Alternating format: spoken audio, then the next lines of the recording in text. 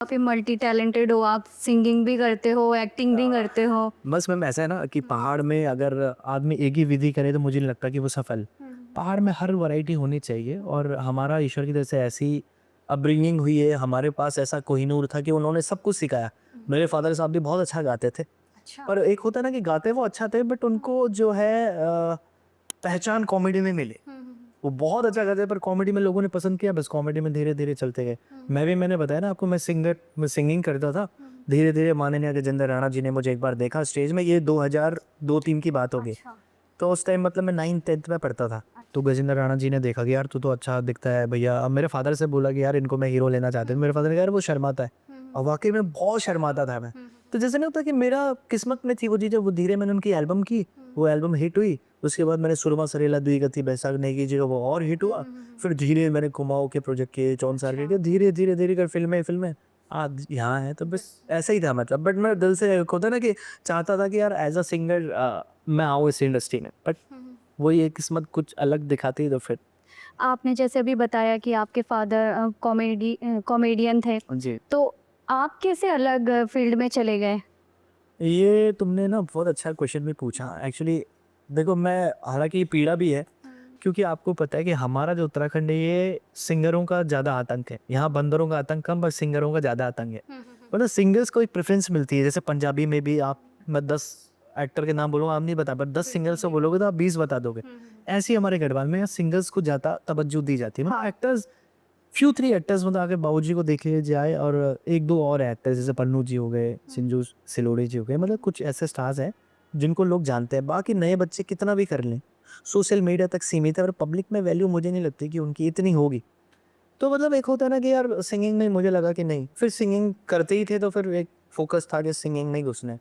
Comedy वैसी वाली होती है, एकदम प्रेज़ेंस हो जाती है वो नॉर्मली, बट एकदम उसको अपना वो नहीं बनाया कि यार इसमें ही कॉमेडी में ही करना है, सोचा कि सिंगिंग में ही करना। तो बस ऐसे ही था। आप डायरेक्टर भी हैं शायद? जी, मैंने बहुत फ़िल्में मतलब एक शॉर्ट फ़िल्में डायरेक्ट भी की हैं और कुछ एल्बम्स भी डायरेक्ट किए, मतलब शौक है मुझे। मतलब एक होता है ना कि क्रिएटिविटी ईश्वर की टच वुड है, मतलब थोड़ा बहुत बाबूजी वाले थोड़ा-सा तो करते रहे। फिर मैं मुंबई चला गया था 2015, 16, 17 में मुंबई था। अच्छा, आप मुंबई से वापस क्यों आए? यहाँ के काफ़ी लोग हैं आजकल मतलब बाहर जाना चाहते हैं, लेकिन आप वहाँ से बस यहाँ पे। मेरा मुंबई जाने का इच्छा नहीं था, उधर भाग एक डेस्टिनी होती है कि भाई जाना था। हुआ क्या कि माननीय नरेंद्र सिंह नेगी जी के सुपुत्र कविलास नेगी जी, उन्होंने एक प्रोजेक्ट पकड़ा, एक एपिक चैनल आप आता है ना टीवी एपिक चैनल आता था, वो वैसा वाले था वो डिस्कवरी टाइप का कुछ चैनल है। तो उन्होंने Indian film society of India से एक प्रोजेक्ट पकड़ा, बच्चों की फ़िल्में नहीं आती बाल फ़िल्में जो हम डीडी वंस में देखते थे बाल फ़िल्में, तो children film society of India से उन्होंने एक प्रोजेक्ट पकड़ा। तो जब उन्होंने एक प्रोजेक्ट पकड़ा तो वो प्रोजेक्ट वालों का जो वो था लोकेशन थी वो हिमाचल कन्फर्म था उनका। तो नेगी जी के सुपुत्र जी ने बोला कि यार हम हिमाचल को क्यों प्रमोट करें? होता नहीं है कि एक पहाड़ पीरा है कि भाई हम उत्तराखंड को प्रमोट करेंगे। तो उन्होंने अब थोड़ा-सा हिमाचल और चकराता हमारा जो जौनसार है लगभग सेम है। कभी आप जाते होंगे वहाँ के पहाड़ के मकान ही अलग हैं। गढ़वाल कुमाऊँ के मकान अलग है और वहाँ का अलग है, जौनसार की कभी देखा होगा।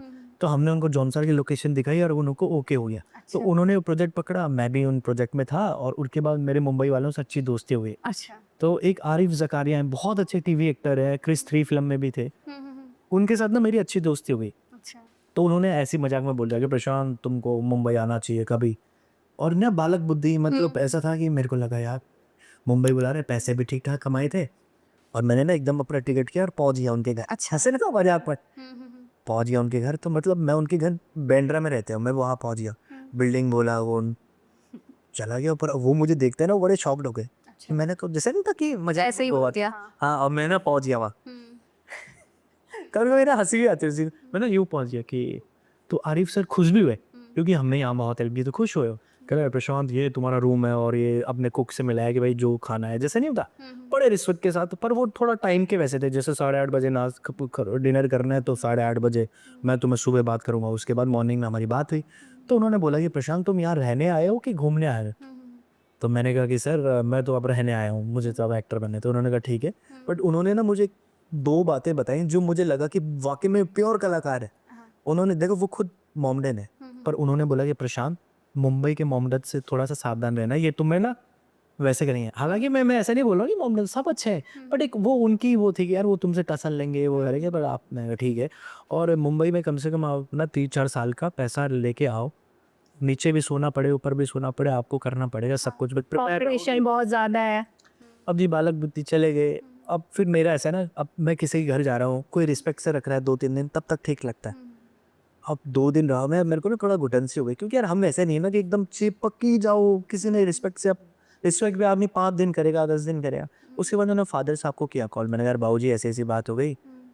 तो मेरे पापा ने बोला भाई रुक जा। तो वहाँ एक नौटियाल जी थे जिन्होंने घर जमाई फिल्म बनाई थी ना, अच्छा। तो नौटियाल जी थे, तो नौटियाल जी को किया कॉल, बोला यार मेरा बेटा आया है। तो उनका नौटियाल जी का कोई भतीजा रहता था गोरेगांव में, अच्छा। तो जिम ट्रेनर था वो, तो उसने वहाँ भेजा, मैं उनके पास वहाँ गया।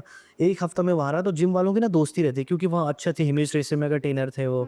तो कुछ नोइंग सेलिब्रिटी, तो उन्होंने बोला यार मेरा छोटा भाई यार उसको वहाँ कुछ पीजी दिलाना। तो मैं तब लोखंडवाला में शिफ्ट हुआ। अच्छा। तो जब मैं लोखंडवाला में शिफ्ट हुआ, क्योंकि लोखंडवाला में सारे न्यू कमर्स आते हैं, कभी आप मुंबई जाओगे तो लोखंडवाला में आपको सारे स्टार दिख जाएंगे, जितने टीवी सीरियल्स के। मैं वहाँ पहुँच गया। तो जैसे फिर वहाँ पहुंचा, सबसे पहले मेरे को गीता वहाँ दिखी वहाँ। जैसे अच्छा। ना गीता और दिखी, होता नहीं कि उन लोगों को हमने टीवी में देखा, मैं भाई खुश किया। अब तो मैं मुंबई में ना फोटो खींचो अपनी माँ को भेजो, अब मैं मेरी हीरो माँ को तक रखे, ओ अब तो मेरे नॉन हो। हीरो अरे ऐसा नहीं था। हाँ, हाँ।